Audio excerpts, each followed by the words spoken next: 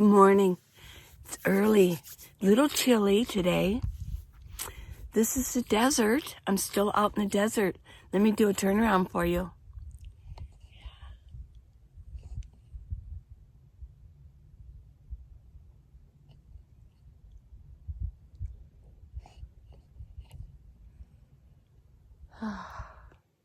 I love it out here and I don't want to leave. It's cool right now and the temperature has dropped a little bit for a few days, but that's par for the course for the desert. This time of year it kind of fluctuates up and down, and then it will become hot and it will stay hot. But I'm enjoying out here in the desert, in the raw desert, for as long as I can. I really like it. Yeah, it's quiet, it's peaceful. It's just open area. You don't hear cars. You don't hear people. It's nice. We've had horrible wind for a while. For the past 2 days in a row, we've had to go inside of our rigs and stay in for the afternoon because the wind gusts were up to like 25 to 30 miles an hour. Yeah. Well, my tent has taken a huge beating. It's not salvageable anymore. It's got holes in it. So when I leave the desert, it's going into the refuse place. I'm going to dump it. And some of you mentioned, well, you could give it to a homeless person. I wouldn't even, the zippers don't work anymore. It's a $24 tent from Walmart. It's the cheapest one they have. And it's a goner. It's going to go. Yeah. But it's still serving the purpose. I had these huge clamps kind of clamping together. Let's see if we can see it here. Here we go. Look at it. There's holes in it. Mm-hmm. That's the way it goes. I think for next year, I'm going to be searching for a better one, a more expensive one. But I'm not going to get another tent until next year when I come back to Arizona, to Boondock. Because during the summer, I may be inside cities, you know. So I don't really need one right now. But that one served me well. My tarp here, oh my gosh, my tarp is just a mess. The wind was blowing it so massively. Oh my gosh. It's all, I have to rework my tarp here. Yeah. But today's going to be a good day. No wind today, so I can get things done. I did want to answer a question that somebody asked probably about 3 weeks ago. They asked what I would do if my van needed to be repaired. What would I do and where would I go? There will be all types of circumstances dealing with that subject, but I will relay my experience that I had a couple years ago. I was leaving Ohio. It was winter. It was getting towards winter, and there was a huge Arctic blast on the way. Yeah. So I knew I had to leave. I had to get out of there. It was going to be like 17 degrees or colder. And it was going to affect the whole upper and the East Coast and the upper states. So I was ready to go. Yeah. I was leaving. I left at a point when I knew I could be moving south pretty easily. But I wanted to do the upper states and go across on the upper states because I usually did the southern route and I wanted to see the upper states like, you know, Missouri, places like that, Indiana, Missouri. So I got on the road, I said goodbye to everybody, and lo and behold, I got about halfway to Indianapolis. And my car died on me. I was going, and it just stopped. And there was an exit not too far up. And I was like, go, go, go. I had lights, all my electronic lights, everything was flashing on my board. I was like, oh, and it just died. So I was pulled over. Yeah. Cars whizzing by, and I'm just sitting there like, oh no, what just happened?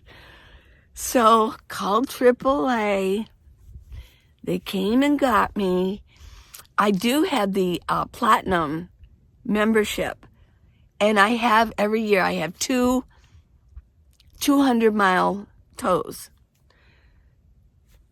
So I had him tow me back to Cincinnati because that's where I knew a mechanic. So it took a good hour or an hour and a half to go back. I don't know exactly how many. It might have been like 150 miles. That's 150 miles to Indianapolis. So nice couple. He knew it was going to be a long drive because that's why I told him I wanted to go back to Cincinnati. Hold on. I got an itch right there. Gotta scratch it. Yeah. So it was a nice trip back. I thought, wow, maybe the lure of Cincinnati, I'm being drugged back to Cincinnati. I was ready to go. And I thought, oh no, and this Arctic blast is coming. So, okay, so I had him take me back to my mechanic. Well, it was over the weekend. I don't think they were open. It was like what was it? Like Veterans? It was some kind of a holiday. And I thought, well, I'm going to be here for 3 days because it would have been Saturday, Sunday, and Monday if they were closed on Monday due to the holidays. So what I did was he backed me in the tow truck. They backed me in, and it was a nice garage. I mean, they had like a nice parking lot. It was very clean. It was a very clean, sort of a posh mechanic, everything was clean. Like you could actually, they opened these big doors and you could drive in, and there was a guy right there. They had like a desk set up where you could just get out and go talk. It was really nice. So actually what I did was I just stayed in my van for 2 days. It was crazy. I had enough water. I had enough food. I was all set. It was sort of outside the city. I remembered there was a park close by, so I think on Sunday what I did was I went for a walk at the park. I kind of got out of my van and went walking. So that was no big deal. So that was my experience. Then on Monday they did open up. And I looked out, I was like, oh, they're opening up. He was opening up the door, so I went in. They recognized me, and they knew that I lived in my minivan. So, and I said, well, I don't know what went wrong, but I'm here, and I couldn't make it. It died on me on the highway. It turned out that my alternator, and I've mentioned this many times, I have a little, it's not much, but it does drip oil. There's a gasket from my engine. And on Kias, the alternator is right under my engine. So it's taken the brunt end of this little teeny oil leak. It's not like leaking oil. It's not inundated, but it's enough that it did hurt my alternator. So anyways, my alternator died. They replaced the alternator, and I just got a new battery, and I was back on the road. But the Arctic blast was coming the next day. It was going to be here. So I just went back to my daughter's, and I stayed there. Now they wanted me to come in and say, but I wanted to experience that. I knew that I was going to test out my sleeping bag and everything. Yeah, I woke up to, my car had this much snow and I was covered in snow, and I had to like kind of get out of the snow and clean off. And then I took off and I took the southern route. Yeah.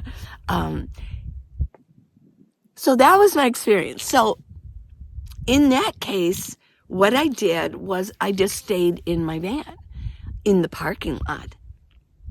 I mean, you can just tell people. I mean, when a mechanic works, or I get an oil change, a mechanic looks at my van, they know I've made it into a camper van.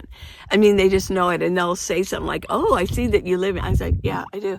So if I had an issue with my vehicle, I would find a place And I would let them know my circumstance. Just let them know your circumstances. In that case, they may get you through. I've seen other videos about this. What they do, most of them are really nice. And what they do is they get you going.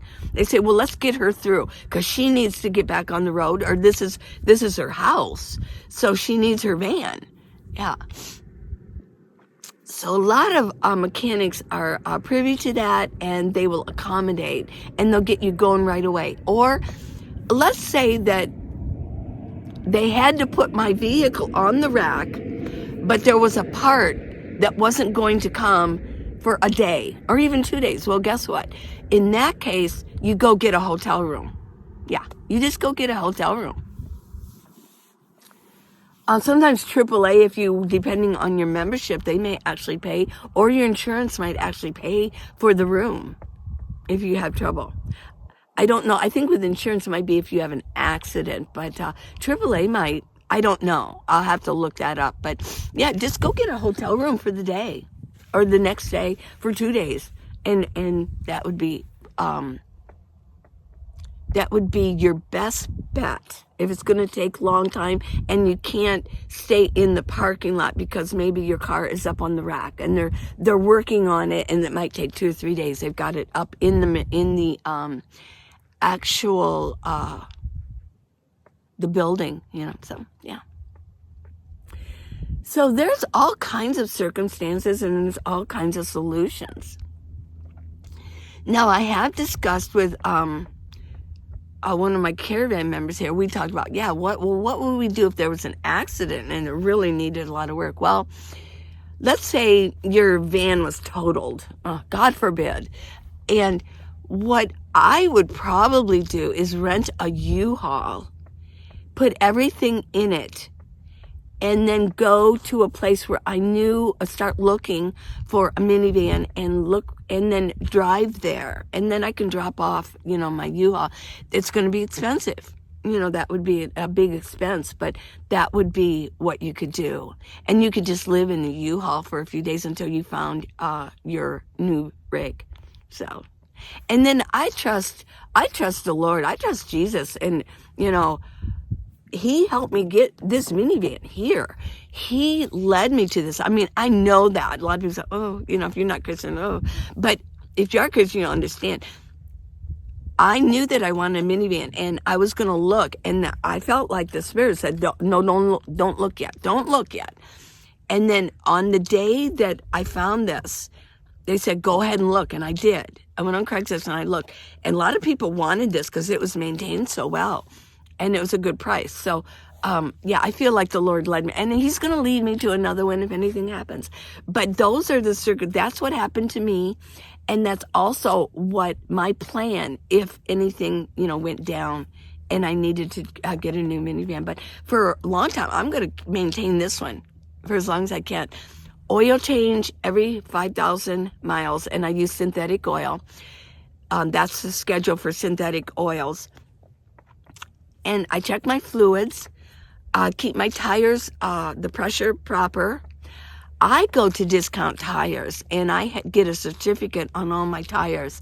That way, if anything happens to my tire, unless it's an alignment issue and it's worn down, they won't help that. They said that's your problem, and they won't replace a tire for that. But I have certificates on my tires, and they will replace a tire for a minimal cost from Discount Tire if it gets a hole or a nail or whatever might happen to it. Yeah, I always buy my tires, Discount Tires, get the certificates for it, and they take care of that for me. So that's that's my answer to that question.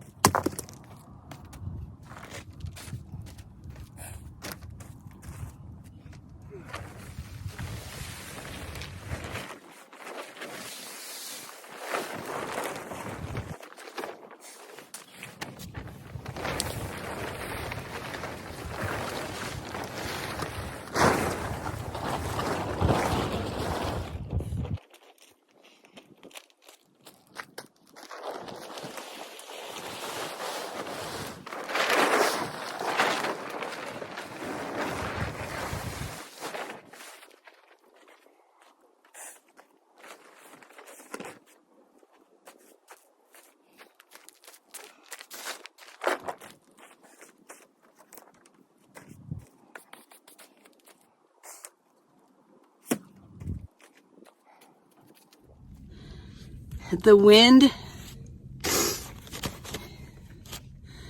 has done this to my tent, but I still got things in there, so.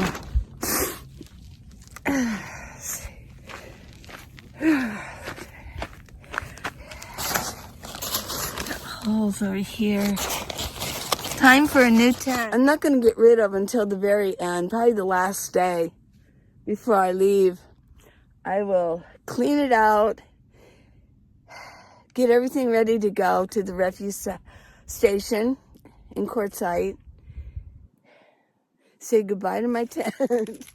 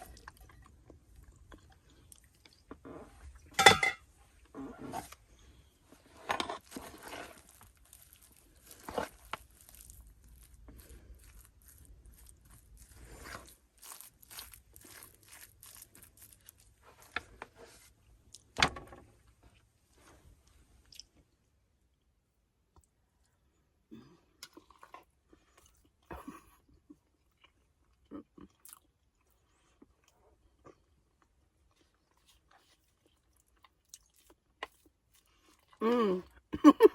Mm. Stuffing with all the fixins. Celery, onion, garlic, and chicken. All while I'm boondocking. Mm.